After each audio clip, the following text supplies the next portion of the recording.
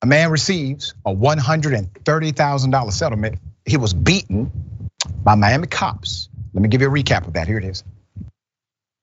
And I'm so grateful that in this case we had the video surveillance. Video from the night of June 28th, 2019 is what attorney Jordan Redavid attributes to 29-year-old Cody Wade of North Carolina being awarded $130,000 settlement from the city of Miami Beach in his excessive force lawsuit against police. Why would it take multiple officers to have to seize him, tackle him, and start applying for? The night of the incident, Wade was at the Mango Tropical Cafe when security asked him to leave for disorderly behavior. Police were called and were seen on bodycam video asking Wade to leave.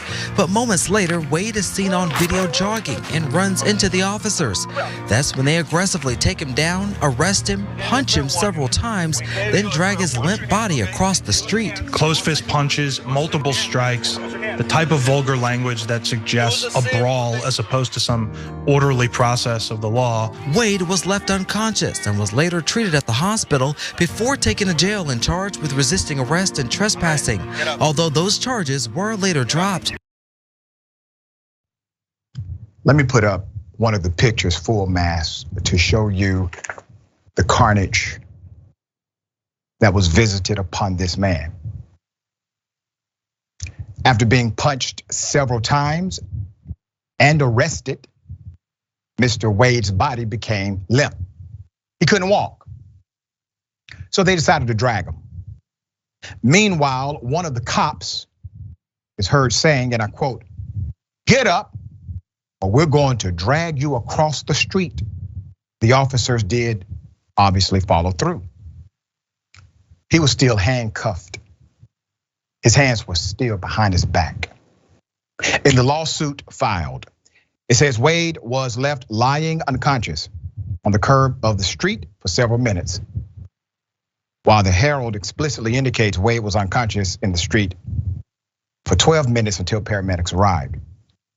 After paramedics arrived, Wade was taken to the hospital and given Narcan. Narcan, a medicine used to reverse the effects of drug overdose. Although he says, "I didn't have any drugs in my system. I wasn't using any drugs." That's according to an official court document. The attorney for Mr. Wade says Wade suffered injuries from this incident and is still dealing with them currently, although he declined to reveal his client's medical records in detail. These injuries are going to be long-lasting, if not permanent, the attorney said. The city of Miami Beach approved to settle Wade's lawsuit during a September 28th commission meeting. Now, okay, let's address the elephant in the room. $130,000, not enough. Not enough at all, not even close, especially when you're talking about injuries that are either A, reoccurring, or B, 100% permanent. There's more, Miami Beach police. There's another ongoing dynamic here. Okay, let's put up the pictures. These are pending lawsuits at that same department. They are accused of excessive force, including a July 2021 arrest of Delonta Crudup and Khalid Bond, a story that we actually covered.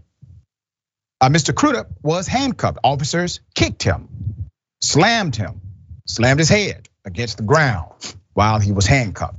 Current Miami Police Chief Richard Clements became chief back in July 2021, mere days after the incident occurred. The chief said of the two individuals, and I quote, "This is by no means at all a reflection of the dedicated men and women of the Miami Beach Police Department. Moving forward, I can tell you that my staff and I promise you, as individuals and as an agency, that we will learn from this and we will grow from this." Well, Chief, that growing process is taking a while here. There continues to be offense after offense. Now we can solve this legislatively. How? George Floyd Policing and Accountability Act is a good start. It would allow us to peek into the background of every cop, all of their disciplinary records. But we don't have that. Democrats didn't push hard enough. Republicans did not give a damn about getting it done. Even though 94% of Americans, all Americans agree that police reform, not criminal justice reform only, but specifically police reform is required. It is a bipartisan issue at its core. It strikes people that are political and apolitical, that are young, not so young. But this issue has not been universally addressed by the members of Congress we elect. All right, Jessica, thoughts?